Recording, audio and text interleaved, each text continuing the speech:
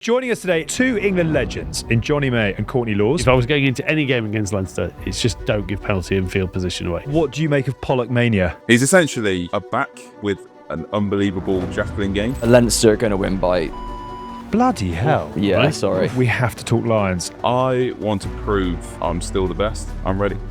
Simon Gillham is one of rugby's real power brokers, vice president and shareholder of CA Brive, the chairman of Tier 2. Have you had a conversation with TNT? No. Would you like? Love to. The problem with the Premiership, there's no jeopardy. And so if there's no jeopardy, there are no bums on seats. You've got different stakeholders just defending their state. And that is very sad. Into the final moments, Alex Payne trying to keep this side going forward. Haskell takes it on now with just relentless chat, largely about himself. And there's Tyndall to add the finishing touch of glamour and World Cup winning stories. That is how you podcast. Hello Dream Team, welcome along to this week's episode of The Good, The Bad and The Rugby, proudly sponsored as always by our very good friends at Continental Tyres, the official tyre partner of England Rugby. Whether on the rugby field or the road, you can trust Continental Tyres for exceptional safety, performance and grip. Tins, Hello. you've got a line to read. Oh, sorry. I'm just pulling up the brief, actually. Oh, there you go. Do you want to start Performance again? and grip. Performance Michael. and grip. If you don't already, please do subscribe. Turn on your notifications bell, which actually won't come with the snigger because Hask isn't reading it for the first Thankfully. time. And get tapping away in the comments below. As mentioned, Hask is actually away having a peaceful retreat in Ibiza, something like that, for his 40th. Happy birthday, old boy. So joining us today, three, can I say Francophiles? I'm going to go with Francophiles. Two England legends in Jonny May and Courtney Lawes, who are both playing in Pro D2. And we're also joined by a man whose name you might not know, but if you like your rugby, you probably should, and you certainly will do moving forwards, because Simon Gillham is one of rugby's real power brokers, but he does it quite quietly, I think it's probably fair to suggest. Okay. Vice President and shareholder of CA Brive, which I think makes you Courtney's boss. Would that be about right? Friend, Not really. boss? No one's Courtney's boss. No one's Courtney. That is very true. No one is Courtney's boss. Simon's also a major player through Vivendi, the media giant, and with Canal Plus being one of its assets. Simon has been involved in all of the Canal Plus and LNR TV agreements over the last 15 years. There's an added element to your role, though, now, because you have recently been appointed as the chairman of Tier 2, which most rugby fans will know as chairman of the Championship.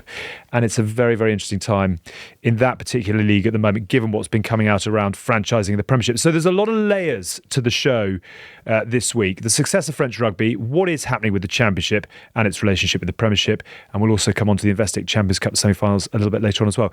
Lots of introductions. Can I just start with you, though, Simon, first of all? Tell me about how on earth you have found yourself being quite so instrumental in French rugby.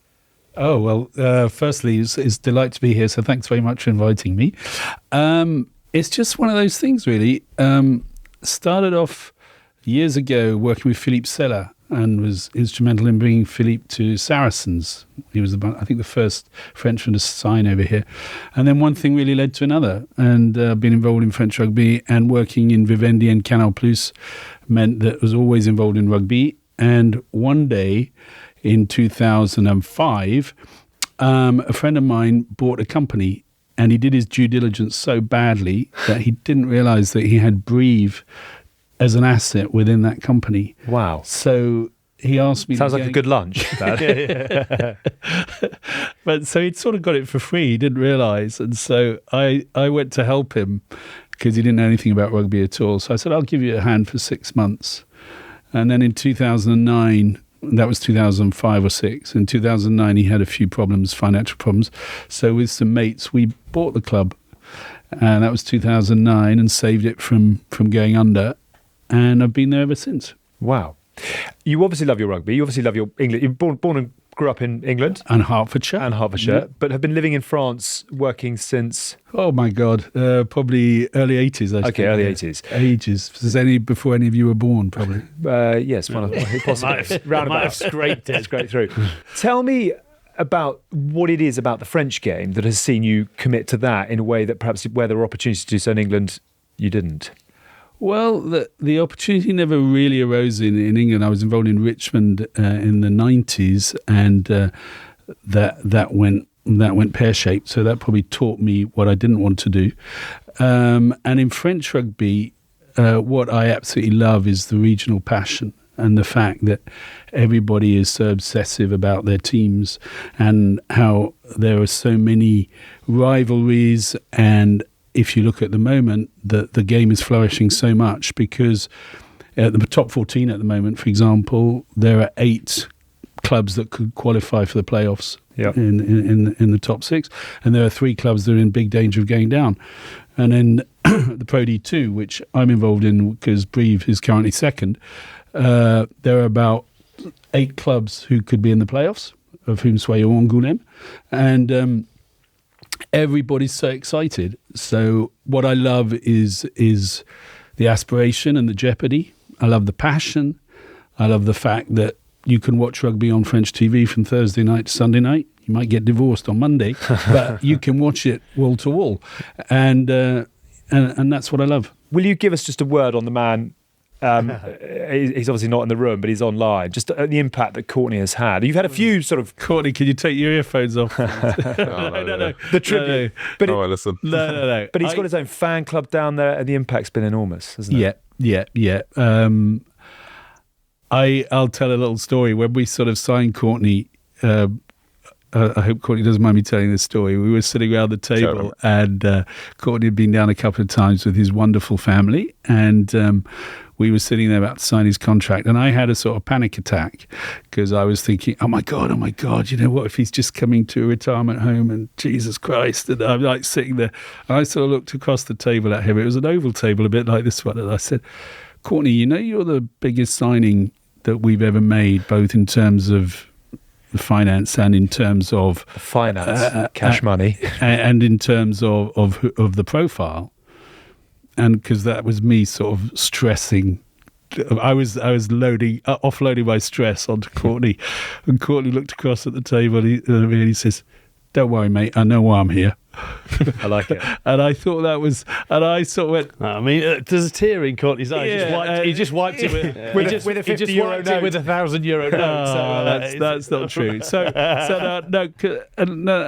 the second part to that is that Courtney's been absolutely unbelievable. And one of the things that's the most important about Courtney is how he gives confidence to the younger players in the team. And there are some young kids in our back row, for example, and really young kids, and they may not have told him, but they all tell me how much they love playing with him because he gives them confidence.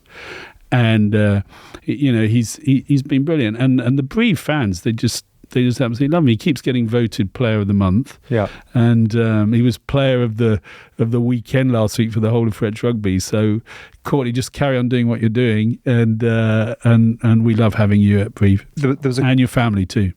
Courtney did ask me to ask you the question: if he gets selected for the Lions, can he have a little early holiday or not? No, he can't, because he would have finished at Brive. He would have finished the season because Pro D2 finishes earlier. So he's available from the boss. I tell you what. If he gets selected for the Lions, we will be the proudest club in France and the first club ever first French club ever to have a Lions player. Wow. So, we're rooting for him. God, and also, he's got to keep playing really well in order to get on the Lions tour. So, Courtney, can I bring you in? Because obviously Simon's had 20, 30 years in the French game. You've had, 10 months, 11 months, 12 months? Yeah. Something like that. Give us your breakdown of moving from a really passionate rugby town in Northampton out to Pro D2 and Brive. There's a lot of similarities in the fan base. The Brive fans are pretty mental. Like there's flares, smoke, fireworks, the lot kind of thing going into the stadium. They are mad for it, and I think the population of the town is about 55,000, and they often get 12, 13,000 fans to the stadium every game. So very passionate town, and they absolutely live and die by their rugby. Their week is determined on how well we've done at the weekend. Simon was showing me that there is a Courtney Lawes fan club. There are masks and there's all sorts of sort of drapery. And are you stoking that fire? Is that something you've set up and are fanning the flames of, or is that something you're just quite enjoying as an homage? No, that's not my thing, mate.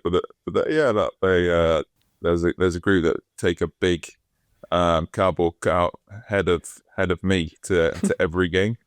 So I know where the fans are. So it's good fun. It's good fun. They're good people. Welcome, Jonny May. You do. Sitting very patiently. Tell me about the cultural shift that you found in going to Angoulême from Gloucester. Did you hit the ground running, or did it take a bit of time? No, I was. Just everybody's been so friendly and welcoming. Like echo what Courtney said. Really, just rugby's. It opens your eyes to, and I've come from a rugby loving place, Gloucester, but Angoulême, exactly what Courtney said. It's a small town. I haven't done my homework like Courtney. I don't know any people live there. But yeah, we're sell out every week, 8,000, purple smoke drums, cannon goes off, flags, and it seems very, very quiet on a game day. But then everybody's obviously coming to the game in the evening, on a Friday evening. And the president's very keen to go to the market on the Saturday morning or the Sunday if the team wins, and not so much if we lose. You never go out with the team lose. No, Yeah. But no, like Courtney said, it sets the town up for the week. Certainly, we'll probably touch on it a bit later, but it opens your eyes to the importance of probably relegation and demotion, the excitement that brings, and the meaning that it brings to the league. There's a real sense of excitement in the Pro League 2 at the moment, and in the top 14 as well. That anxiety and dread of those bottom teams scrapping it out, and the top. I think you need that in this game. There's got to be consequences and rewards and risks to add to it, because we put everything out there. There's got to be something to be playing for, a bit more meaningful. We're talking about a second division that just really does blow out the water what you signed up to in the Championship, really. On television on a Thursday night and a Friday night, selling out crowds, big teams, big budgets, good players, competitive league. Just really exciting and new. I've just enjoyed getting away from English rugby. Not that it wasn't great, but to have something different, and the demands training are less. The demands in terms of the schedule, though it's a long season, there are weeks off and there is rotation. And I'm just at the stage of my career where I can enjoy it and really, really embrace the opportunity and the change. There's quite clearly a very full wind in the sails of French rugby, and there has been for some time. The new television deal, I think, has broken all records. It's just all moving in the right direction. And I think if you are to compare that with the Premiership, very much signs of comeback across the Premiership, and I know there's sort of one or two challenges we'll come on to, and actually some really interesting things going on in the Championship as well. But I don't mean for it to be an unfair question, but give me a mark out of 10 for the top 14. In terms of what it's trying to be, and in terms of the momentum it's got, I'd probably give it a 7 for the top 14. Yeah, for the top 14. Okay. Where could it 7. improve to? I think it could improve in terms of there could be more sponsorship. I think we could probably get ticketing prices better. I think there are various things we could get, which is more off the pitch. Okay. I think on the pitch, it's doing well for itself. Perhaps we need to look at player health. Yeah. Because they do play an awful lot of games. So that's the reason I give it a 7. But I think in terms of spectacle and excitement, and it's like an absolute TV series every week. You what's the next episode? Woo! And I think that is incredible. It's probably give that an 8 or a 9. Okay, so same question then for the Premiership, for what you watch of it. Ooh. I'm trying to compare and contrast top 14 with Prem. I think there are lots of wonderful things in the Premiership. I think the problem with the Premiership today is that it's wilted. And therefore, because it's gone down in the number of clubs, and because there's investor fatigue and there are so many people not quite knowing what the model should be, there are an awful lot of questions being asked. And dare I say it, there are quite a number of games that should be absolutely thrilling. The other week, Newcastle, Exeter, or games like that, which should be really exciting. But there's no jeopardy. There's no jeopardy. And so if there's no jeopardy, there are no bums on seats. And I think that if you don't have jeopardy, then you take away an awful lot of the excitement and the reasons we play sport. Do you think... So again, you even talked about, even in the top 14, that sponsorship is still probably undersold. We know that happens in the Premiership. The ability to get out their own way to do what's best for the collective within the league is an issue. So then what rugby does is tinker with what could be the system, which now is talked about franchise league or whatever, rather than relegation and promotion. But Johnny's just put it you very succinctly about what makes French rugby so good is it's thriving for it. Yes, obviously everyone can talk about Canal Plus, but you have that jeopardy, and that's what English sport has always been made up in every sport. There's always promotion, relegation. So do you think by talking about franchises, you're just shuffling the cards rather than getting to the root of what is the problem? I think you are shuffling the cards, but I think you've got to step back and you look around this table, the different stakeholders in rugby. You've got to talk about what is the institution, and you've got to defend the institution. And the institution is English professional rugby, the RFU, Premiership, the Tier 2. I nearly said the Pro League 2. The Tier 2, and that is the institution. And at the moment, you've got different stakeholders just defending their stake. And that is very sad. The LNR does not rely on the FFR as much as the Premiership relies on RFU. True. RFU. Is that true? True. And that's mainly because they've gone off and they've done it themselves. The FFR don't own their own stadium, so they have to pay 3 to 5 million just to rent Stade France. So they're not the cash cow. So is it the RFU's responsibility to put 33 million into English rugby? I can't answer that question. I wasn't there when the negotiation was done, etc. What I can say, though, is that you talk about the LNR, and that's very interesting because the LNR is top 14 and Pro D2. Yeah. It's seamless. It's one entity. And when we sit around the room every 2 months, all the presidents get together. We all sit around, and the president of Soyons Angoulême has the same number of votes as the president of Toulouse. And we all sit around the room together. We argue like hell for 2 days, but then we vote and then we move on. And that is why it's seamless. And then we have to vote on things like promotion and relegation. And it's Toulouse's interest, it's Bordeaux's interest that we have great clubs like Soyons Angoulême and Mont-de-Marsan. It's in their interest because they go, and we were talking about it earlier with Jonny, there's great players in the Pro D2 who are all desperate to leave Brive. We've got a couple this year. We got Carbonneau going to Racing. Bless him. We got Mathis Ferté going to Toulon, and that's what. But everyone's aspirational, and it's seamless. And how does that compare with the Premiership and the Championship? I mean, we see what we read in the papers, but what is the actual reality of the conversations you are having with Championship clubs and the Premiership? I've only been here since November, end of November. I have to say that the dialogue's good at the moment. I don't have to say it, but I am saying it. Yeah. The dialogue's very good. However, there are certain people, the Premiership, and if I were an owner and I'd put in millions and millions into a club, I would be very protective of my investment. And therefore, I understand very clearly why some owners want to protect their investment. And a closed league, short-sightedly, is the best way to do it, because you basically, you say, come and invest in us because no one will be relegated. But if there's no jeopardy, then there's no excitement. I'm sorry, but last night, Racing played Stade Francais, and both of them are down in bargain basement. And it was a hell of a dogfight. The stadium was absolutely pumping. The Canal Plus figures were amazing, and neither of them want to be there, but it makes for great spectacle. So when Bruce Craig comes out and tells the Times, professional club rugby in England is at a crossroads. The traditional system of promotion and relegation has long been seen as a pillar of competitive integrity, yet in reality it has become a financial burden and detriment to growth at every level. Your response to him is? Tier 2 needs to be involved in every single conversation about the future of professional rugby. And is that the reality? It's not enough the reality at the moment. And I think that at the moment, what we need to do, and what we're starting to do, it happened a few weeks back, we had a very productive meeting with Bill Sweeney, who led the meeting, Mike McTighe, chair of the Men's Professional Rugby Board, and representatives from the Premiership and Tier 2. And we all sat around, we started a talk, and it's some very, very good stuff.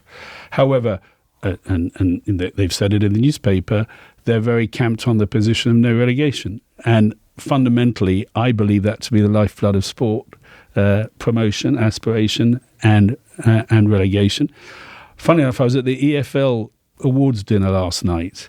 I don't know anything about football. Right. But there was it's the first, second, third division. I'm not quite sure. It's the 3 divisions. Is it Championship 1, 2, 3, I think? 1 and 2. So 3 divisions were at this dinner.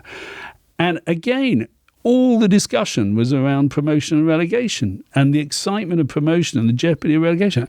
I don't know anything about football, but I do understand promotion and relegation. Brive have been down 3 times in the last 10 years and they've gone back up twice, and we're hoping to go up again this year. Take notes, Courtney. Take notes, please. And then the last week, the president of Perpignan, François Rivière, he made a great big statement in the press and saying, if Perpignan go down, it won't change anything in our project. We're going forward. So all this stuff about Armageddon and goodness knows what else, for me, it's we're not talking about the right stuff. What we should be talking about is how do we make the second division, the tier 2, stronger, so that we have more clubs who are strong. So I think that the RFU, the Premiership, and tier 2 must all be sitting together and say, how do we make the whole of professional rugby? Because that's the institution. The institution's not the Premiership.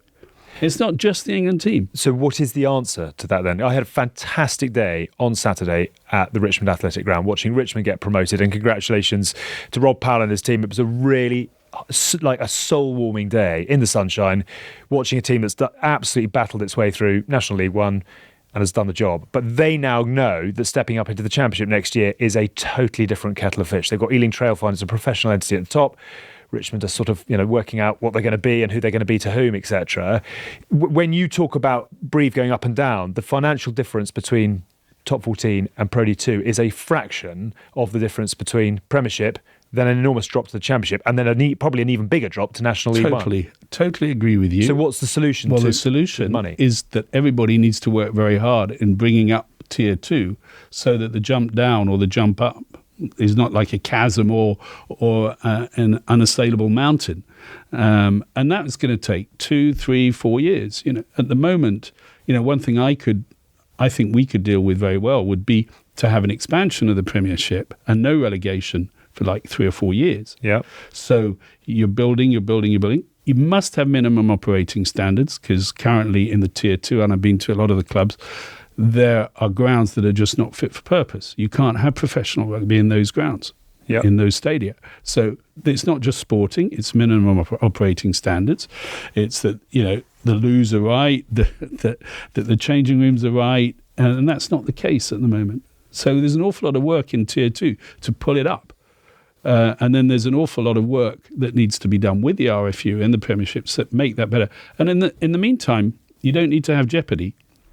You can have the Premiership say, okay, I don't quite understand how Newcastle were allowed to stay up, but that's not for me to judge. Because? Well, they came last, and they got rid of some of their best players because they knew they weren't going down.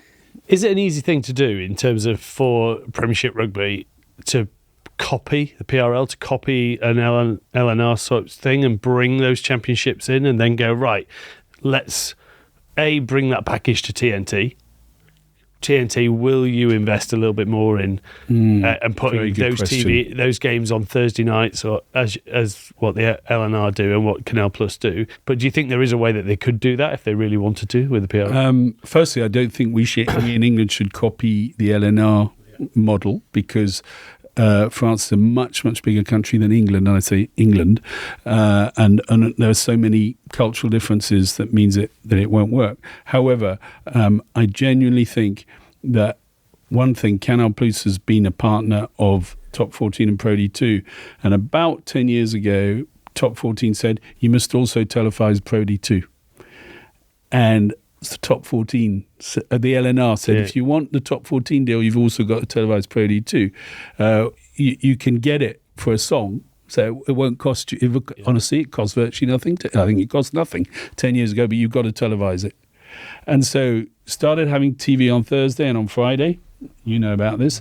And suddenly it got more joined up. And then Canal Plus got involved in all the discussions. So Canal Plus decide when everyone kicks off. Canal Plus does an awful lot gets an awful lot of power for its money. But good luck to them. And it all makes it much more seamless. And I keep coming back to these words, Mike: seamless and joined up. And that's the one. when I joined at the end of November, I couldn't believe the amount of, I don't know if it's a word in English, fractiousness, and people... Division. Yeah, and people just not being kind to each other. And I just thought, well, this is really sad. Yeah. Am I right in saying it was the Championship clubs that basically drove the agenda against Bill Sweeney? There were some very, very strong opinions. There were some very strong opinions, and I think they were barking up the wrong tree, because I don't think it's a personal issue. I think it's an issue of the whole process is not right. You can change as many men and women as you like, but at the moment you've got to get the structure right. And it's not right at the moment, and I think that at the moment Bill Sweeney is playing very much his part in trying to build something which is sustainable. Is this actually moving forwards, or is English rugby Yes. once again going round the roundabout of everyone's going to fall out? You are moving forwards. Definitely moving forwards. In what ways? Because I think everyone's sitting around the table and Well, it's a talking to start. each other, and they're not shouting at each other, Okay. which is very pleasant. Small wins. Okay. Yeah, they're important, aren't they? Means that you enjoy being at a meeting as opposed to being insulted. Right. So that's It's a enjoyable. fairly low base from which to be starting Well, why 30 not? years At least into. we're in the same Well, that's room. true. It's like Okay. living your life as Hask. Yeah, tell me about it. We should send him in there,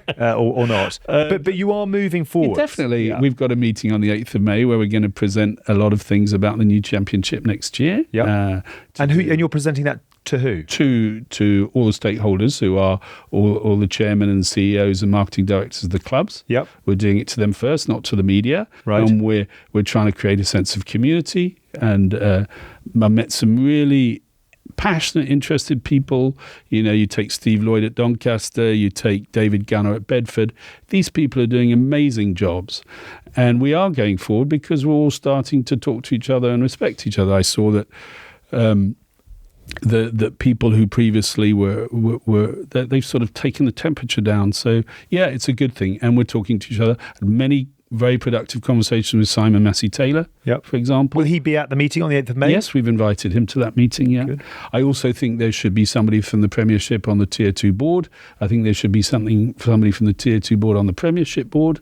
I think we just got to join it up. We just got to join it up because they're all really good people who are totally dedicated to rugby. Right. Yeah, yesterday I was at my grandson plays for Wimbledon Warriors under 8s, and I went to a tournament in Dorking yesterday, and it was amazing. It was extraordinary. So rugby is very healthy. Yeah. And so we've just got to join it up and take the personal out of it and make it about what the issues are. And the issues are, and I come back to it, are the institution of professional rugby. Right.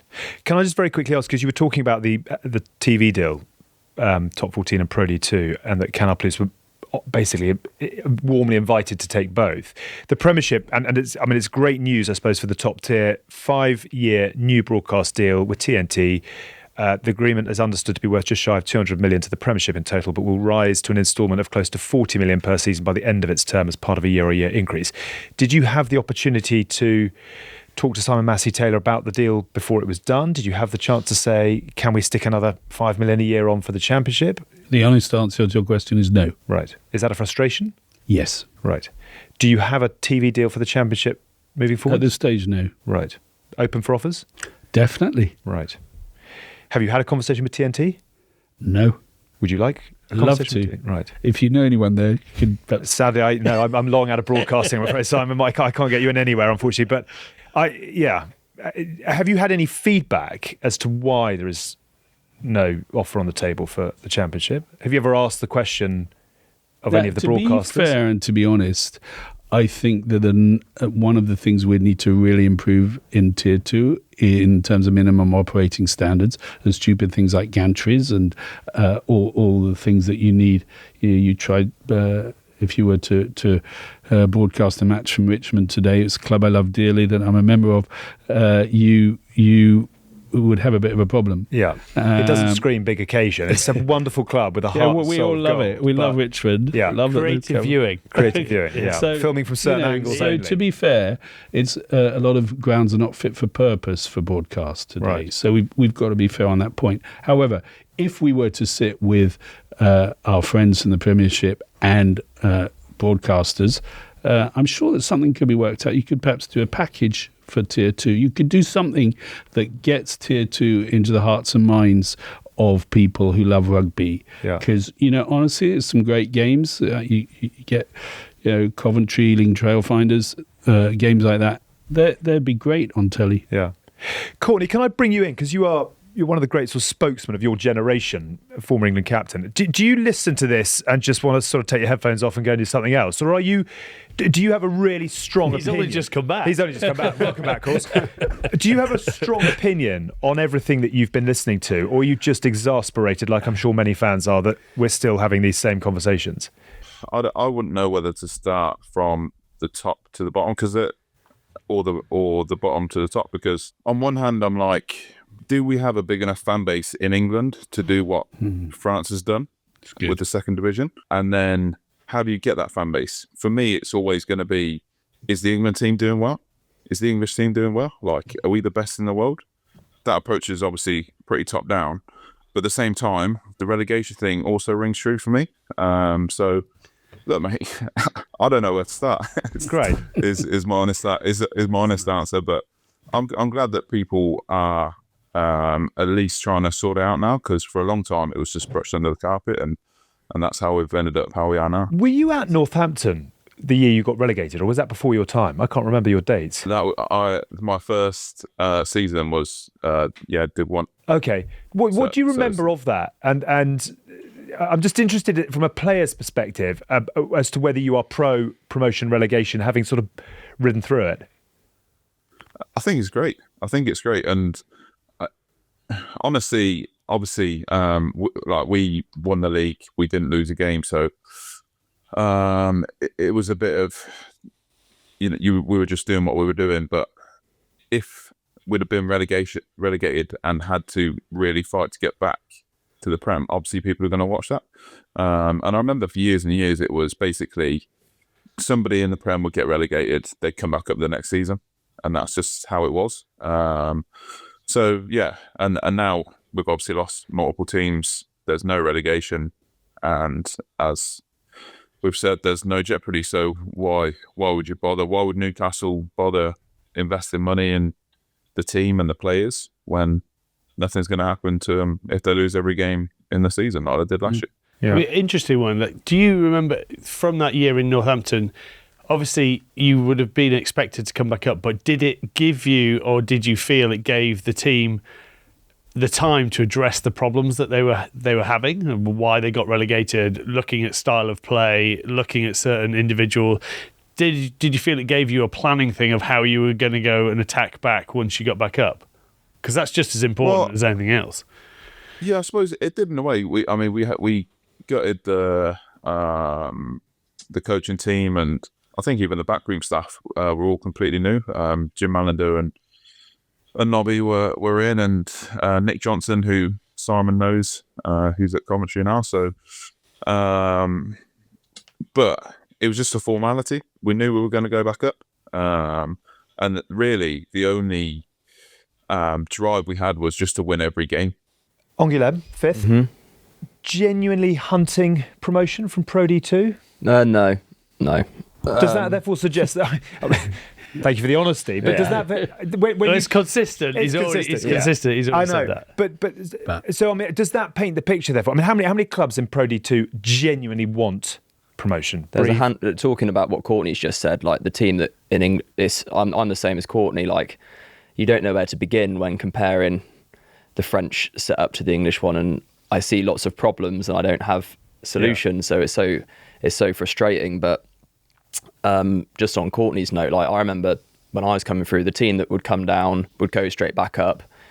You'd have Rotherham or something come up and they'd lose every game and go straight back down. Whereas London Welsh. They managed administration off the back of it. So, and that's an interesting point. Yeah, in the Pro League, there's a handful of very, very big good teams. You've got Brive, Aix-Provence, Grenoble,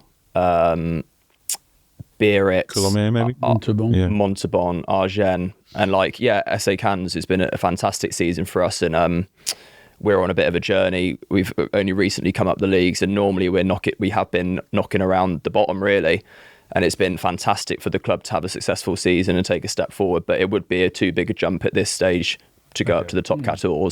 But you go into every game wanting to win it, and the excitement around the town Everybody's buzzing, absolutely over the moon. It's been amazing, and to think about maybe getting a home quarter final, and then imagine, like I'm just imagining now, imagine Brive playing Racing in a game for to go up or down. That would be a massive game. So there's just so much that's exciting and brilliant that I see in France, but it's just so tricky to mirror that over here. Like for instance, in the Pro League 2, there was 2 players, and we had Massey, our number 8, get into the Scotland team, and there was a centre from Béziers who was in the French Six Nations squad. How would that be? You couldn't even think of that, to have a player who's playing in the Championship get called up to Steve Borthwick's Six Nations squad. And again, like there probably just isn't the appetite to watch a Doncaster Cornish Pirates on a Thursday night, like as much as it sounds great. Yeah. Well, there is in France. Like people do want to watch Courtney and Brive and Grenoble and Biarritz. There's some just big teams. Agen we played at Friday. It's a massive club. The pitch was like Northampton Saints grass. Amazing. Sun was shining. 7,000 people there. And Agen have won top 14 in the last 10 years or something. 20 years. 20 years. So like they're just big clubs, big appetite. Something that rings true to what you've just said is that like community and helping each other. Yeah, I've sensed that more in France. People are more friendly and trying to help and share and give, whereas just the nature of the English game has been, do you know what I mean, save and keep and cling on to and protect. And that's with the sponsorship as well. Like when I walk into SA Cans, like the billboard is just smothered with local businesses who want to get involved in their team. And I think I was riding the wave up when I came into Premiership Rugby, and there was deals of sunglasses, and all the boys had cool local cars, and Trinder was driving around in a Jag when he was 20, and there was deals. Do you know what I mean? Yeah. And it's a bit like that now, but like just that appetite and that community sponsorship and buy-in, it's just been like chipped away at. Do you know what I mean? Like there's just nothing there. Everything's dried up. Yeah, but I think it's just come over time, though. Yeah. If you go through the Pro League now, there are obviously Brive. You know, my first experience of professional rugby final with Bath back in European Cup final days. Obviously, you go through them Biarritz, once a former European powerhouse. So you have these huge clubs that go through that league. So they have history in them. Whereas the problem is because we've never been joined up. You'd have to go back 40 years to get your likes of Nottingham's or Orrell. Not so long as Bedford, but Orrell, all those great clubs that they were, Preston that Grasshoppers. sort of got lost in those early days of professionalism. They sort of got dropped. Oh, shit. Dropped. Literally, they got dropped from the talking points, and sort of everyone else went up, and they all sort of stayed or went down, if you know what I mean. You know, you look at the Richmond's fall. You brought up Richmond earlier. Richmond's fall from top of the tree for a little bit, then probably over-invested in players, didn't work out, and then suddenly down 9 divisions. Down 9 divisions, and they've had to work their way back. And I think that's what Simon's saying is you need to first and foremost pull it all into one pool to help grow the knowledge of fan base around those individual clubs and buy into it. I think there's a question mark around not English rugby fans, but how much tribalism do they have for their local team? That is a fundamental question. We have I think English rugby is still dominated by England rugby. I think we have 10 million England rugby fans, but only 1 million of those might go to a game wherever it is around the country, whether it be a club game, and how many then go to a championship game, even less. So how do we get that sort of pride in your local team, your local championship team, that you want to go and you want to help that grow? Obviously, we've been looking at some interesting projects for what we could do to try and help that, but that's the problem, is we need to be able to drive people to those clubs because they love rugby and actually go get behind them and then create that atmosphere that then helps it grow. Yeah. Courtney made a really interesting point. Do you build it from the top down or the bottom up? What are you trying to do? Because obviously what it sounds like is you're trying to attach yourself to the Premiership and grow both. But actually, if you just say, okay, you guys do your thing and we will focus on Championship down, Yeah, I Is that think an that there's a phrase in French which is better to inspire desire than pity. Okay. And so what we've got to do in the championship is to make it strong and build a strong championship and make people excited to be part of it. I think that at the moment, if you take the two who've just come in, Worcester Warriors and Richmond, they're both really excited to be there. And we're really excited that they're there. But why are we really excited? Because we've got 2 new clubs in there. And that's exciting for everybody. And 2 clubs with history as well. Yeah, exactly. So we're really excited. So we need to build Tier 2 from a position of excitement and desire and engagement with everybody. And we need to show our friends in the Premiership that they can engage with us. Okay. And that's what we need to do. And that's our job. That's not the Premiership's job. That's our job. I like the word friends. Yeah, but I don't know what Simon thinks of this, but I think there's easy wins as well. Like, I don't feel the academy system in the Premiership does anything. A lot of the times they don't get to actually learn anything. They just play against people of their own age and they don't generally go through the rankings. Now, you have your bolters like a Johnny or a Trinder or whoever, a Pollock right now, who'll shoot his way onto there. But then the other guys could sit there for 3 years and not actually play a game, then just get binned off. I think, Bath got rid of 27 players last season that no one might ever heard. Where did they go? Yeah. Rather than telling that story and actually making the championship stronger by putting these guys that you pinpointed. Do that fantastically. All of the good under-20 French players are straight in loan for the season. We've got 2. And it's a proper loan. You're in there for the whole season. We're not pulling you out Monday to Wednesday. Also young players who are maybe 22, 23 who aren't quite there. They'll go straight to, like, we've got 2, Massey, our number 8, and Arthur Proulet, I hope I said his name right, who was at La Rochelle. He's come to us, he's been our standout player, and all of a sudden La Rochelle, they're going to want him back. Yeah. And same as Massey, he was a bit young, he's now in the Scotland squad, he's got a 3-year deal back at Montpellier. It's in synergy. There's opportunity to give a player away, watch him grow, have an idea about him, develop him, bring him back, watch him play. And the quality of the division is so good because you've got bloody good young 20-year-olds. It's hard work for me. How much of a still got it, don't you? Still got it. How much of a dialogue do you have with the Premiership clubs around their academy players, England under 18, 20s, etc.? There's a lot of loans going on, but what is that a useful loan or is that just that's a really good question? And at the moment you've got deals between clubs. So, for example, Harlequins and London Scottish. Mm-hmm. But at the moment, what's not satisfactory is that you could have 1 week 10 Harlequins players loaned to London Scottish. Right. And then the week after, they all go back to Quins. So and am I right to say that's changed now? So you can actually have a maximum of that's one of the 6? first 6. Only 6. And in a match day squad. Yeah. And why does that help? Because you've got to get stability of your squad, and you can't have people who have people who are not really engaged with the club. And I think the examples you've just taken are really good, because if you loan a player, if you loan them for a season or for at least a few months, we've got a good example at Brive. We've a young prop from Toulouse, really good player, 21. Last season, Toulouse loaned him to us, Hugo Reyes.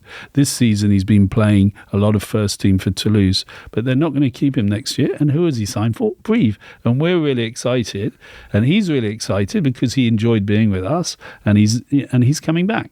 But that's a meaningful loan for me. Chucking in 10 players to a second division club in England from a first division because there's no game or they're not getting a game, that is not meaningful for me. I think it also reduces the integrity of the league they drop into. Absolutely. Yeah. The integrity. You've got to give those guys a chance to actually go out and cut their teeth against good opposition, good seasoned pros. You don't even have to look past the front row. Go and learn your trade against some nasty old prop in the Championship. You'll elevate your skill level pretty quickly. Not to slam Gloucester and Hartpury's relationship, but what I saw of how that loan schedule and deal worked last year was pretty shambolic, really. You've got players who go and play on a Saturday who don't really want to be playing for Hartpury because they'd much prefer to be with Gloucester. They're not there on the Monday for their review, so they can't learn with the team because they're waiting to see if they're involved with Gloucester. Bless them, they'll train at 7 o'clock in the morning with Hartpury and then come back and be expected to train with the Gloucester team on a Tuesday afternoon holding a bag. Then they might get injured, then they're pulled out. Hartpury are pulling their hair out because he's not there for this. And It's a mess. It's not working well. Is this fixable and fixable Yes. quickly? Yeah, yeah. Is it being fixed? It's being fixed at the moment. So what will that look like? Well, you'll have, in terms of minimum operating standards, you'll only be able to have so many players loaned. But can you put them on a full season loan and say if you're loaning them, loan them? And I don't remember the detail. I didn't mug this up. Right. But you can't just put them in and out. Right. You won't be able to just pop them in and then pop them out. Okay. Can I quickly ask you about because I'm not sure we've covered this on our show yet, but obviously just before Easter it was reported that English Rugby was plotting this franchise revolution. And if you missed it, the headlines are an expanded 12-team league, abolishing relegation but maintaining promotion to support expansion to 14 teams, revising promotion criteria to include factors such as fan-based financial stability and regional value, centralisation of commercial operations, including broadcast and merchandise rights and kit deals under the control of an NFL, IPL or F1 type commissioner. Perhaps put your hat in the ring for that as well, Simon, if you've got enough on the to-do list. Potential rebranding as well, and the proposal seemingly reported to be backed by Bill Sweeney and CVC Capital, who obviously are the private equity group that own 27% of the Premiership. When you read that, were you given advance warning of this, or did you read it in the papers like everyone else? Well, no. Last week we had a number of discussions internally where apparently none of this is set in stone. Right. So I'm sort of taking the angle that I don't believe everything I read in the newspaper. Okay. Well, that's a very wise angle to take. This came out off the back of COVID, didn't it? Yes. So it's just a rehash version of something that was 5 years old. But your reaction to what is on paper in that regard, would you be maddeningly frustrated with that? Can you see why bringing 12 to 14 gives you a little bit of what you want but not all of it? Yeah, I think there was an article by Stephen Jones in the Sunday Times yesterday which was very balanced in as much as there's so many good things about expanding the league, bringing in more money and trying to make it more competitive. The only real difference of opinion that we have on all that is that there's got to be jeopardy. And if there's not jeopardy, then you take away so much of the sporting meeting. And if there's not jeopardy, then there's probably not aspiration either. Right. And those are the two things that we at the Tier 2 board are absolutely determined about. And Conor O'Shea's on the Tier 2 board. So and he's very, very much part of that. And we talk regularly with Bill Sweeney and with the different stakeholders, Mike McTighe. And so I don't think anything will be done, unless the Premiership knows something that I don't know, which might be the case. Right. I think we've got to continue talking. Would you settle for a playoff? Is that a vibe? So if Newcastle were to play Ealing Trailfinders, would that satisfy the jeopardy, or is that not enough? I don't think that's enough. But you are saying to Ealing, you've got to earn your way into. Yeah, but Ealing need to satisfy. They do need to satisfy the minimum operating standards. So that was my second question: is the bar for the minimum operating standards, if I've got that out correctly, is that still too high? Would you like to see it dropped further? Would you give them more time to build a stadium from 4,500 all to the 12? stuff about you have to automatically have 10,000 or whatever. I can't remember what all the details are. I think it's now 4,500, and then you've got to go up to 7.5 and 10. Yeah, I think all that's good stuff, and I think you have a runway into being able to satisfy the minimum requirements. That would be fine. But to come back to your point, I think that for the moment, if there's a moratorium on relegation, I don't have a problem with that. But I think that if you were to say to, and you could get investors in, if the investors that the Premiership owners talk about, they would come in if you said you've got 3 or 4 years to build your team and there won't be any relegation. We could live with that because you could have people coming up the top teams. Yeah. But if it was just like no, never, then that's just not on. Okay. Do you think you'll, say you as a collective, do you think you will get to the position you're hoping to? Well, all I can say is that everyone's very determined to continue to discuss, and if one day other people decide otherwise, then we will draw the conclusions. Okay. Quite a good politician's answer. Would you push any harder on that or not? Do you think you will get to the position that the Championship clubs want to? I think the jury is out on that at the moment. Which doesn't sound like peace in the garden yet. No, there is peace. No, I disagree with you there, Alex. I'm just looking at the last 6 months. It's the Championship clubs that have thrown toys. Definitely. But I think that there's been a real drop in the temperature over the last few weeks. Good. And I think that's good. I think that post the vote concerning and what the vote of no confidence and all that, everyone just quietened down a bit and getting on with stuff. And that's what we've got to do. There are other battles to fight as well. The DCMS loans, all those things, the loans that were taken during COVID. Yep. There are a lot of things that collectively we need to fight. Yeah. And we need to all be together on that. And so that's where, we talked about the seamless nature of the French league. It took about 10 years for that to happen. So Rome wasn't built in a day. And, this is an ongoing process. And we've got this may take 2 years, 3 years, 4 years, 5 years. I don't know. Okay. It's not going to be solved between now and next week. That would be lovely if it was. We could get it done. Very interesting. Good luck. Thank Rugby you. needs good people at the table, and well done for bringing a little bit of peace in the last 6 months. Well, Long may it about continue. that. It's very enjoyable, though. There's some great people in rugby in England. That is very true. Tins, will you do the honours behind you? We're going to give Simon a bottle of Black Eye Oh, that's very before kind. we turn our attention onto all things Investec Champions Cup. Everyone that comes on the show, I'm going to drop you're stuck. Yeah, there you go. Oh, there you go. There you There you go. There you go. Thank you, Simon. A little something to say thank you for coming in. Good luck with all that's to come. Thank you. You might need it, but the very best for you. Thank you. No, it was lovely. Thank you very much.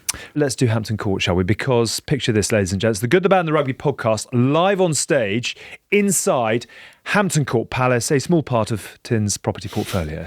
Well, and that's exactly what's happening. The Good, the Bad, the Rugby is going live on Sunday, the 15th of June. And you're all invited. You are all invited, all very welcome. We'll be reacting to all things Lion Squad announcement, one or two tall tales as well. Expect plenty of rugby chat, behind the scenes stories, and a deep dive into what is to come in Australia over the next few months, all in a setting fit for a king. Yeah, and also, if you want to go big, which is very GBR, the Beers and Bowls package get you amazing food, drinks, and a meet and greet with yours truly before the show. I think it's Father's Day as well, so if you want to spoil the old man, If you grab a if you ticket want or to three. ruin his Sunday, If you want to ruin his Sunday, bring him along. drag him along to Hampton Court Palace. It's going to be a really fun afternoon, though. We'd love to see you there.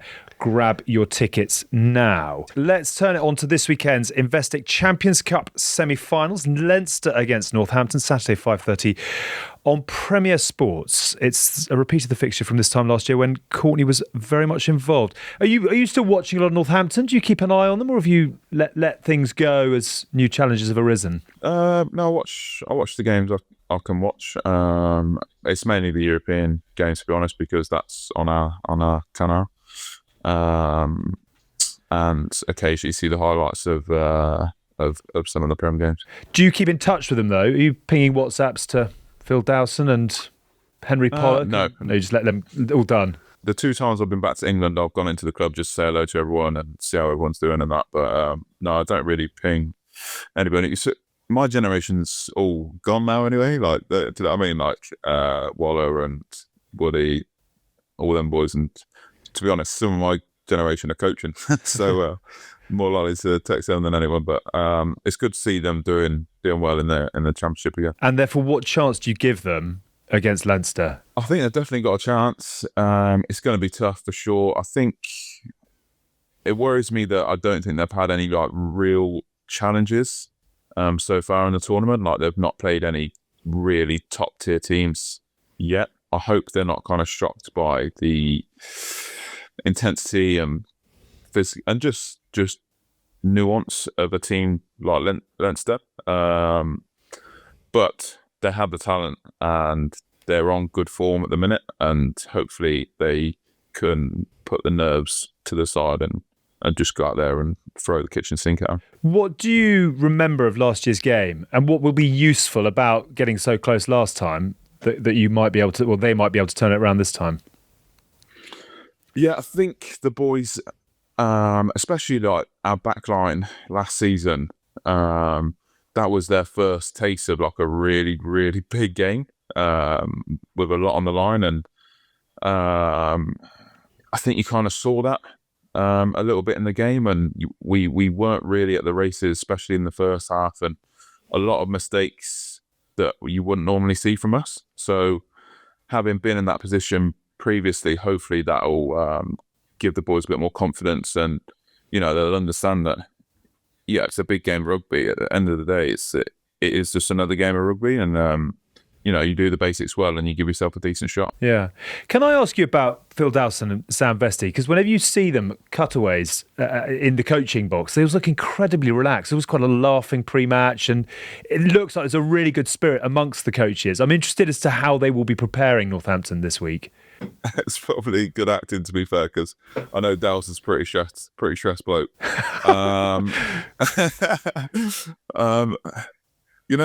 It's always a thing with games like this and coaches, and especially young coaches, people who haven't been in the spot too many times, is how much information you give the boys, because a lot of times coaches want to just make sure every stone is unturned and every bit of the boys have every single bit of information they could possibly want. But at the same time, the more information you give, the less information is taken in.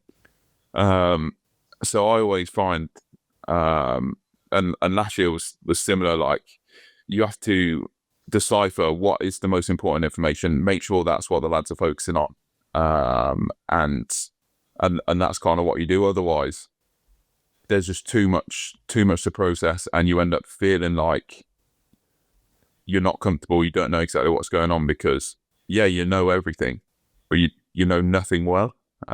So yeah, it's always a balance. From Northampton's point of view, they've got talent all the way through it. They've just got to focus on what they're doing attack-wise.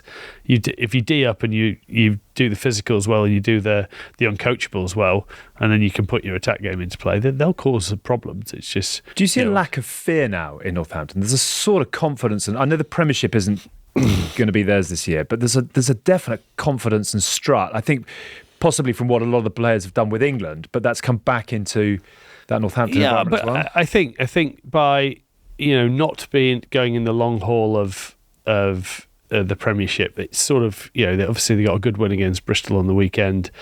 I feel it's them to just go, well, we've got to just throw the kitchen sink at it. I don't think anyone's going to give them a shout this weekend, so that's a great starting block to go off, because you going out there with a purpose to prove everyone wrong. I have no doubt this team is quality throughout Northampton. They have been for the last 2 years. They've got a great attacking potential, and I'm not worried about that. What you've just got to do is not give penalties away. If I was going into any game against Leinster, it's just don't give penalty and field position away.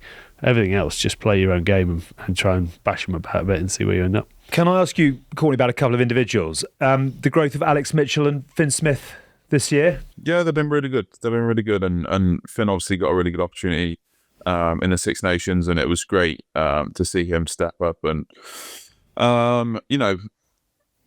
take step forwards in terms of his potential and potentially owning that number 10 shirt. And I think Alex Mitchell's game has just been going from strength to strength over the years, really. Like, I remember 3 or 4 years ago, I was kind of chatting to him, and I knew he had all the potential in the world, literally all the potential. It was just trying to get him out of his shell so he could boss you around the game, and he'd just so he'd talk, because you have to have your scrum half vocal and moving players around the pitch. And so how did you do really that out of interest? How did you get more out of him in that capacity? It wasn't me. Oh, it wasn't me. I knew that's what we needed from him, but it was his own doing, and he's just taken that on board. I think he must have known that, to be honest, as a scrum half, what you've got to be like around the pitch, and he's taken that into his game, as well as now being a really good he's got really good scrum half foundations in terms of his kicking game, his control of the game, and he's still got all of his footwork dummies, 3 dummies in a row, the triple, all the kind of wizardry he had previously. So yeah, he's really rounded his game off very well. Because that's what someone said to me. Someone said he's a bit of a space cadet. He's not your usual thinking 9. He's like, let's just play and he'll do whatever he wants. But it seems that he's tweaked the bits that he needs, but still keeps that air of, well, let's just go score some tries. I wouldn't have ever said that Mitch was a space cadet. He was just quiet. Right. Fremo, space cadet, definitely. But no, Mitch always kind of he always knew what he was doing. It was just getting him to vocalise it, Yeah. I think we had George Furbank on a few probably a couple of months ago, actually, when he'd broken his arm, and he said, Finn Smith, unbelievable boss on the pitch, so immature off it. I don't know whether that rings true. They're the best. It's all right. I don't know. No, he's definitely a different character on the pitch, and I suppose most players are. Those boys in general, that generation, have got some weird chat. Like, it's not really my vibe. Whatever you want to do, innit?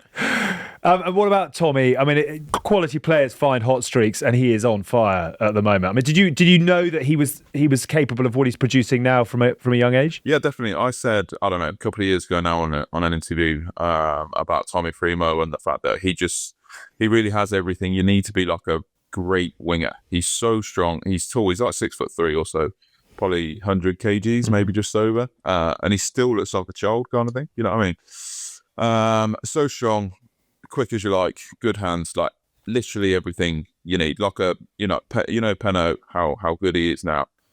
He strikes me as the same kind of person. And yeah, if he keeps working hard, making sure he's diligent in what he's doing and how he gets himself ready for games, I think he's going to be an incredible player. And what do you make of Pollock mania? Yeah. No, he's obviously a very, very good player, and I think that's the thing about Pollock that strikes me the most at the minute, at least, is actually how well he knows his strengths and weaknesses. Because you don't often see him with the other forwards. Like, he's very often in the back line.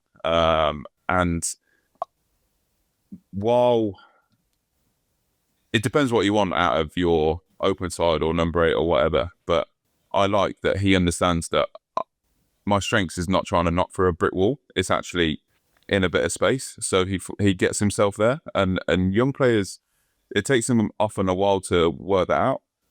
So for me, that's obviously a massive thing. And he's essentially a back with an unbelievable jackling game. Yeah. Who is on the side of your scrum. So, and again, it depends what you want from your back row. And there's obviously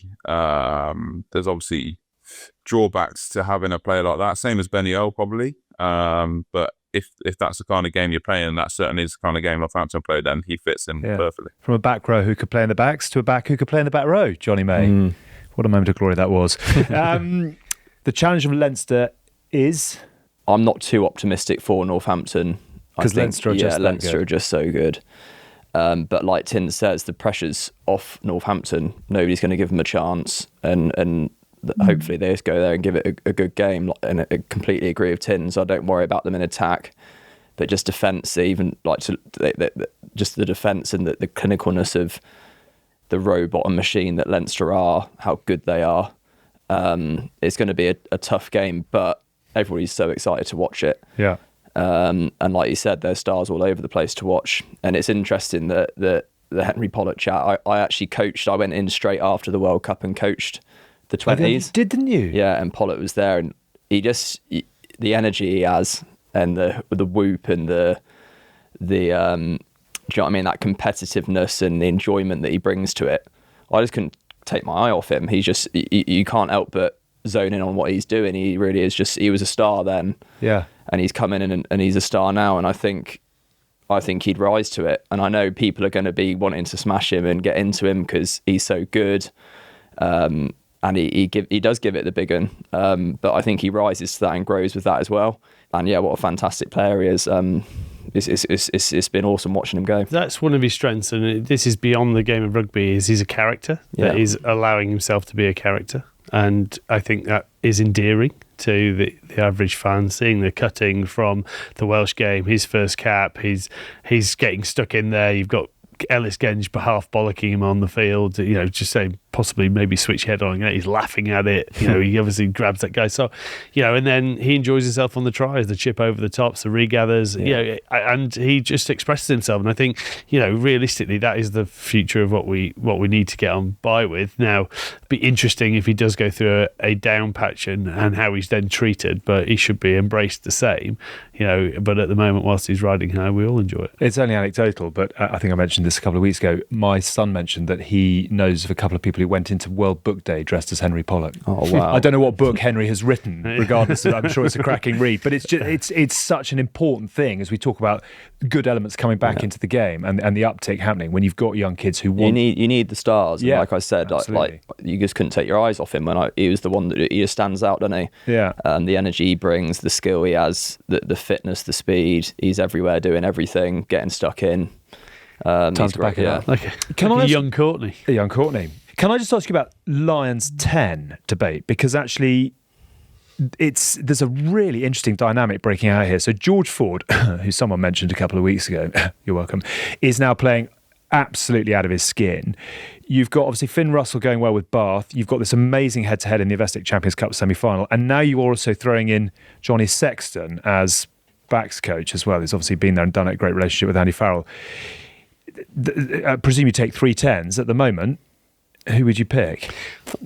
Yeah, I think. Owen Farrell started playing really well for Racing as well. Look, at Picking the up moment, form. I think Faz will be a long shot. I think Challenge Cup, there's still games to be played for. There's still impressions to be made, even though if you win a trophy, you win a trophy. You know what I mean? And there's some good teams still in that. Obviously, Finn Russell's still in there with Bath.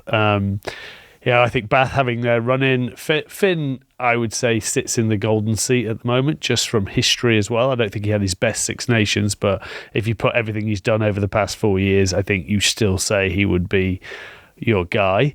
Now, Do you think he fits under a Farrell Sexton game plan? Yeah, I think so. I think he could do. I think even though Johnny had flair at taking it to the line, but he was very procedured in how he did it. Now, can Finn do that? I think he can. I think we've seen, when Finn came on in those games in South Africa, in the Lions before, him playing that close to the line with the players that he'll have around him will suit him. Ford.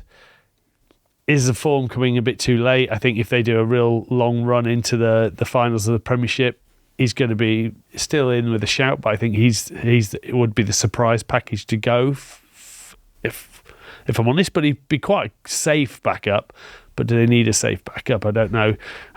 But I think these two on the weekend is a playoff. Do you think it's one or other? I think yes.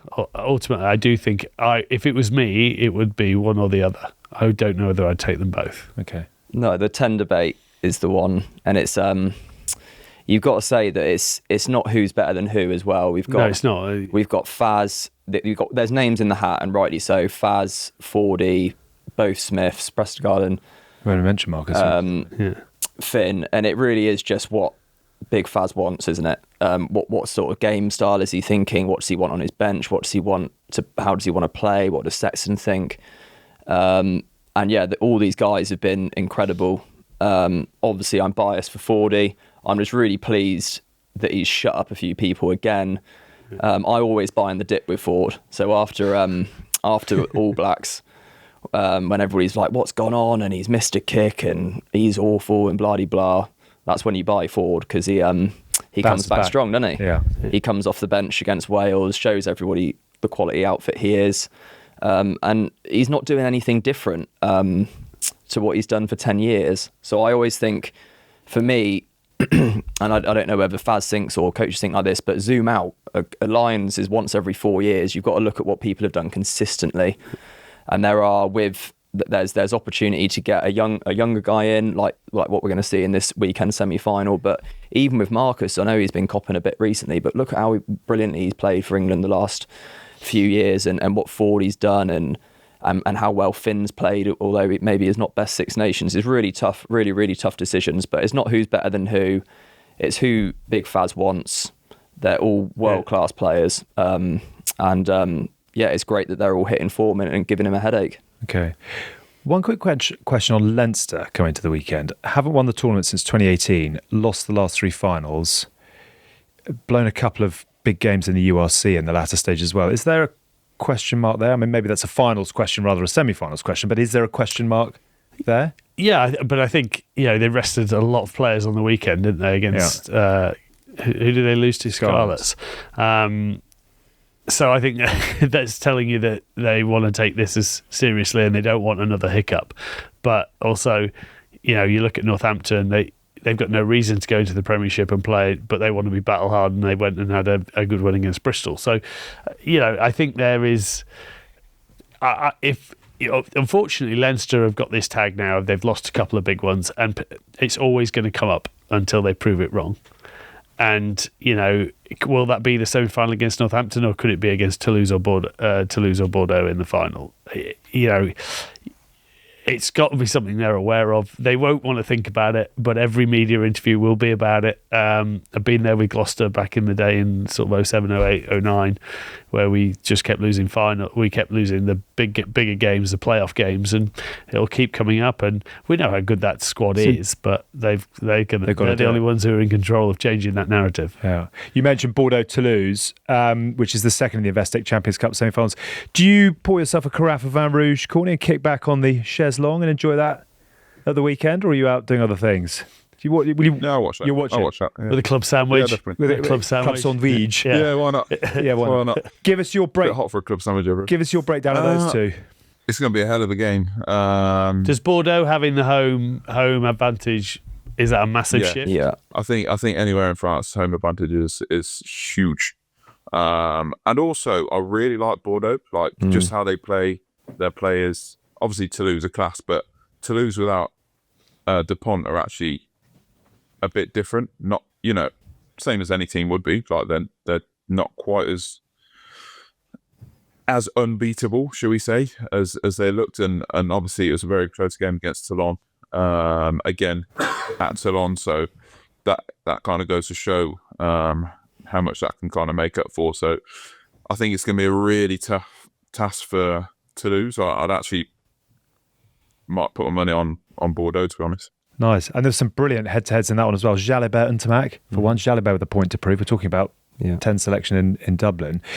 Tell me about the profile of the likes of Dupont and Tamac. I mean, are they billboard worthy in France? Yeah, they are. Yeah, it's They're everywhere, mate. Yeah, are they? They're massive. Yeah. All those French guys. Just look at their social medias and the followings they have compared to our guys. But it's the premier sport in France is the rugby. Not just the appetite for the French international team, but the huge appetite for the top 14. And yeah, Angoulême's quite close to Bordeaux, and I've been to Bordeaux at a weekend when Bordeaux are playing, and every pub is full. The whole town, is it a city, Bordeaux? Bordeaux. Probably is. Probably, yeah, the whole city's just buzzing. The bars are packed.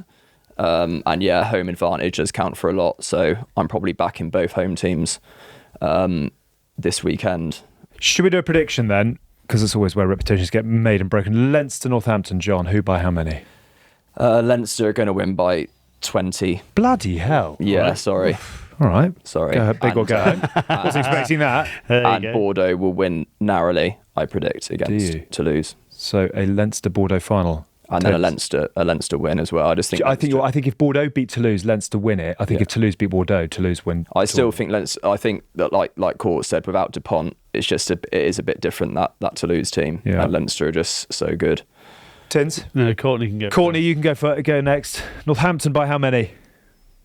I'm going to say Northampton by penalty kicks in extra time. Wow. All right. Strong.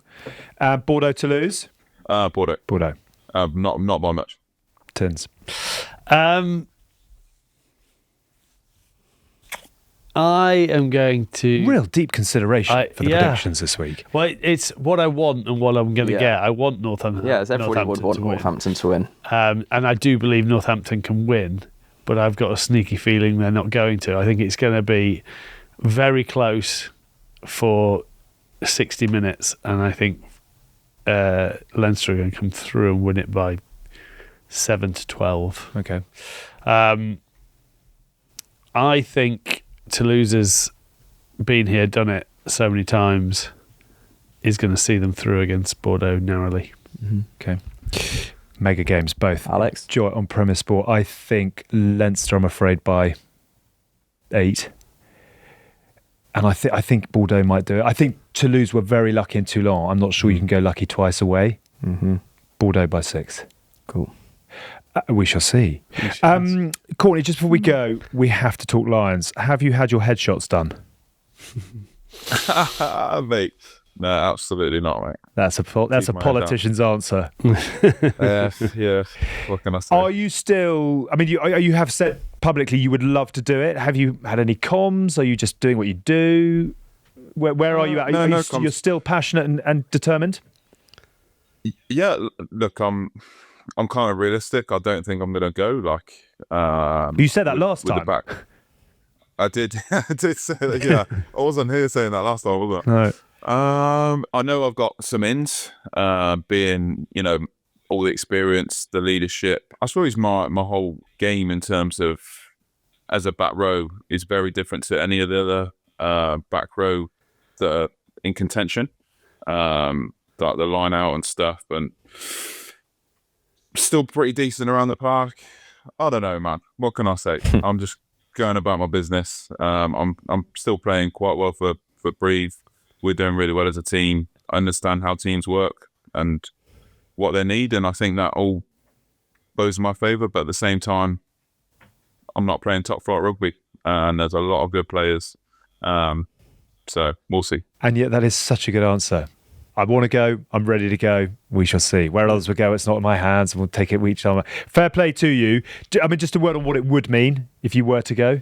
It'd be class because, like, I'm a competitor, so I want to prove again that I'm still the best, and that's one of my main reasons for wanting to get on that tour, is to show that, yeah, I might be playing in Div 2 of France, but I can still do this. Still mix it. Yeah, and I'm very confident I can. But it's not for me to pick the team. As I said, I've been playing well all season for Brive, and I've had a full season again. So I'm ready. But I don't think I'll be going. But never say never. That is the thing. I think in different years it might well be going. But I think we've got such competition. It's going to be a real mixing pot for who goes. I could see it if Courtney still went, and I know he'd do a job. But that would always make me smile inside, for everyone who always judges people by age. Our sport judges people by age like no other sport. Yeah. Right? When I hit 33, people were saying, "You're going to retire." Well, no, fuck off. I'm not going to retire. And you have to face that. And I always like it when someone can play to that ability for as long. Look at Marnon in 42, still churning it out at 42 as a back. It's even more impressive. I've just got to finish with one quick question. Did you see Marrow at Downing Street? Do you see the clip I saw of that? it on his Instagram. On his Insta, yeah. A, let's get him into number 10. But B, I just sort of wonder, when you stand up in Downing Street and you speak as well as he did, he absolutely owned the room, and Keir Starmer was sort of tucked off to the side somewhere. Oh, God. Just wonder if that was the moment that he stepped forward as Lions captain. If you can operate in that kind of environment and look as comfortable as you do, and you're looking at... Do you really think Big Faz looks at that? And I don't think Andy's bothered about that. You don't? No. Yeah, but I reckon there'll be... Well, okay, all right, I'll shut up. I just think I thought he looked like a proper... Just to semi-defend you on what you're saying, I think what he's done on the field and how we've talked about how he stepped up on the field this year, I think, and then you add that in. There's more podium talking on a Lions tour as captain than anywhere else. Meets and greets. I appreciate that, but it don't matter. Like, Andy's only worried about what you can deliver on the field, what you can get the boys where they need to be. That is the only thing that matters. Cool. Are you putting your hand up for skipper then, Gores? No, I'm ready. Give us the ready. Skipper. We're lucky to get on the tour, man. Come on, keep it real. Listen, it's been really, really good to have you on. Thank you so much, for diving into all things Pro D2 and life in Brive, but also on giving us your views ahead of the Investec Champions Cup semi-finals. We will watch with great interest the end of your season, and we will wait. God, it's only 10 days now. It'll be a week when this comes out until the announcement is made. Good luck, Courtney. Thank you so much for dialing in. Cheers, we'll keep in touch as we go, but best of luck with the end of the season. See you when we see you. Couple of news lines. One out of England, where Steve Borthwick has added Bartley Blackett and Sale Sharks Byron McGuigan to the coaching ticket for England's tour of Argentina, according to Telegraph. Off to Argentina and the United States this summer. Obviously, Richard Wigglesworth is off to join the Lions. Lee Blackett? He's got great rap. Yeah, I've never heard anything but good reports about him. We've had him on the pod a couple of times before. Yeah, I think he plays the game in the right way. I think he seems to come across, he's not exuberant, but he comes across quite relaxed, quite straight. Yeah. And I think he will benefit going on that tour, and I think England will benefit as well. Yeah, I think Byron's going to be brilliant. From the boys I speak to at Sale, he does a fantastic job. He gets it. He's fresh out of the game himself, and young English coach. Well, not English, but Scottish, and opportunity to develop and help the boys. And a big tour that as well, because if you look at the trajectory off the back of the Six Nations, if you can pick up a bit more speed, blood a few youngsters, get a few good wins on that tour, suddenly it really does feel that the tide has turned. There's always a bit of, like, every 2 years, there's a bit of a reshuffle, isn't there? So like after a World Cup, after a Lions tour, and there's some very, very good young players and opportunities for boys. Do you want to pick a player who you would love to see taken on that tour, who you'd love to see given a proper crack over the summer? I'd like to see Adam Radwan Good shout. Get a go on the wing. He's had a bit of a taste of international rugby. He's gone back and worked hard at his game. He's been stuck at Newcastle, and now we're seeing how brilliant he is at Leicester, and he's improved, and he's coming into his prime. So opportunity to go and grab it by two hands and challenge some boys come next autumn. Yeah. Yeah, no, I was thinking about, only because I watched the Leicester game this weekend, and I was like, it's sort of out from the cold for Adam Radwan, isn't it? And he's back in showing what he can do. But that's also, I'm afraid to say, that is the difference of moving from Newcastle to Leicester. Your profile, the lights, the headlines, the opportunities. The opportunities especially are enormous. I think just with where this England team is at the moment, we need some other centre options. It's been somewhere where we've been consistent, and I'm sort of going over my own consistency of selection sort of thing, but I think we need someone coming up. Oscar Beard jumps out. I think you could say Will Butt at Bath, but I think Oscar Beard would fit the profile of what we possibly need going forward. Say, if you take that Ollie Lawrence is going to be fit and he's going to be back, you need someone who's going to fit into that Slady role. It's just something a little bit different, and I think Oscar Beard could possibly do that. I'd throw in Guy Pepper as well. Yeah. That row factory at the moment is looking really healthy. Yeah, everything. Throw another log on the fire. It's going to be a really interesting tour, actually, that for Steve Borthwick and his England team. So we'll keep an eye on that as we go. Quick word from the Welsh Rugby Union as well, who have announced that Dave Reddin has been appointed as its new Director of Rugby and Elite Performance. Boasts an impressive track record across Rugby Union, England football and the Olympic movement, and was your head of fitness, S&C, in 2003. Yeah. Tell me about the man and the appointment. I think he's it's full. It's going to be interesting to see what his full remit is. He's very diligent in everything he does. This is a guy who really held Clive to account like no other coach did. Really, things that spring out to mind was doing the pre-season for that he was promised his block of time with us. So but we were doing skills within that. But if Clive crossed those boundaries, or any of the coaches, he would just walk on the middle of the pitch and stop training and kick everyone off. They're my players. You will respect my authority. Yeah. It was basically, these are my players until this. So, he's studious in everything that he tries to do. Is a great bloke off the field. One of my favourite stories is when we came back from that great summer tour in 2003 before the World Cup. We had Will Greenwood's stag do in the middle of it.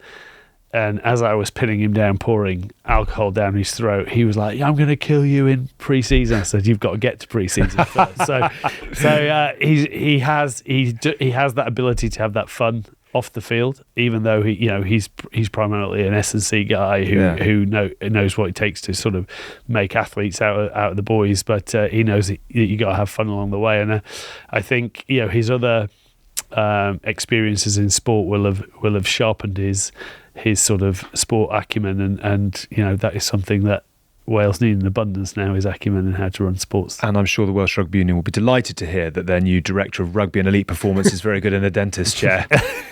You've got to build a team somehow. Exactly. Interesting, actually, if you love your stats, Russ Petty, who I think is probably the best statter in the game, first time all four Irish teams have lost on the same weekend in the URC since 2015. And the reason I mention that is that the Welsh results are starting to turn around already, because the Scarlets beat Leinster, Cardiff beat Munster, and the Ospreys put 57 points on the Dragons. So interesting. 12 months ago we were saying, where does Australian rugby go from here? And suddenly they are right back at the front of Super Rugby at the moment. And obviously the Wallabies are beginning to pick up a bit of form ahead of the Lions. I wonder if the Welsh bounce back is underway as well. We shall see. Cardiff obviously with 1 or 2 problems off the pitch at the moment to work through. Let's do Watches of Bath, because as you can imagine, we would be rambling on, competing for our voices to be heard if it wasn't for our team calling time on us every week. Michael. But all that is about to change due to our partners at Watches at Bath. Whether you're looking to purchase or part exchange your timepiece, or simply want the chance to win your dream piece, Watches at Bath has you covered. Every month, we'll be putting one lucky grassroots player to the test alongside the boys, all in the name of winning a cash prize of up to £5,000. Did you say £5,000? I said £5,000. And you'll be playing Who the Ruck Is That, our cleverly titled game, where you'll need to identify up to 6 mystery rugby players. And now is time to make that draw. Let's spin the tombola. Among the clubs we have in the draw are Barnes Greens RFC. Just want a good old messy rugby tour. That's worth investment at the very least. Yes, indeed. Not to be confused with Barnes RFC, one of the oldest rugby clubs in the world. Some claim that Barnes played in the first ever rugby match against Richmond, although that's sometimes disputed by historians. And then Beck Old Boys RFC. Interesting history. Beck stands for Battersea Enamelling Company, who were the founding members. Amazing scenes. Wow, we learn something new every day. Wow. And the tombola has been spun, and it is congratulations to Cheltenham Saracens. They will put the funds, I'm told, towards the social of the century. All aboard, please. We're going to be in contact later this week ahead of next week's show. Get swatting. But don't worry if you entered your club. You will still be in the draw for the next month's competition. So if you think you have what it takes, please head to the link in the episode description to fill in the entry form with your club name and details for a chance to win. All entries have to be UK based, and it has to be money that's going to be used for the club and not for personal use. So good luck with that. And Cheltenham Saracens, we will look forward to chatting to you next week. That, I think, is almost it. Safe to say that for extra content, don't forget to subscribe to the Lock-In, which is $3.99 per month, Tales from Away from the Rugby Pitch. Do get in contact with us if you'd like to do that. That's info@goodbadrugby.com for all thoughts, stories, feedback, and general abuse. And also a quick line and a shout out to the team at the MN Defiance Trust, based down in Abertillery in South Wales, a small charity that's doing massive things for family battling motor neurone disease. The trust was set up by Mark and Steph Williams. Mark's a proper rugby man, former Abertillery RFC lock, and despite being diagnosed with MND a couple of years ago, he and the family have been absolute warriors, helping others going through the same fight. Fair play to them. Fair play to you, Mark, as well. A group from the charity completed a huge challenge, cycling the length of Wales tip to tail, all to raise awareness and support for those affected by MND. And if you want to help, do check them out on Instagram at @MNDefiance_trust24. Massive love from all of us here at The Good, The Bad and The Rugby. Keep doing your good things. Elsewhere, the GSR season finale is out and about. Do have a look out for that. And congratulations, obviously, to the Red Roses on completing the Grand Slam. A reminder that you can watch the full podcast on Spotify as well as on YouTube. Don't forget to subscribe, leave us a review and follow us on social media for the latest rugby updates. Thank you, as always, to our sponsors, Continental Tyres, the official tyre partner to England Rugby. And remember, if you are looking for award-winning tyres that can keep up with your every move, look no further than Continental Tyres. See you next week. Bye for now. You've been listening to The Good, Yay, The Bad, and The Rugby, Oof, with Alex Payne, James Haskell and Mike Tyndall. Thanks for listening.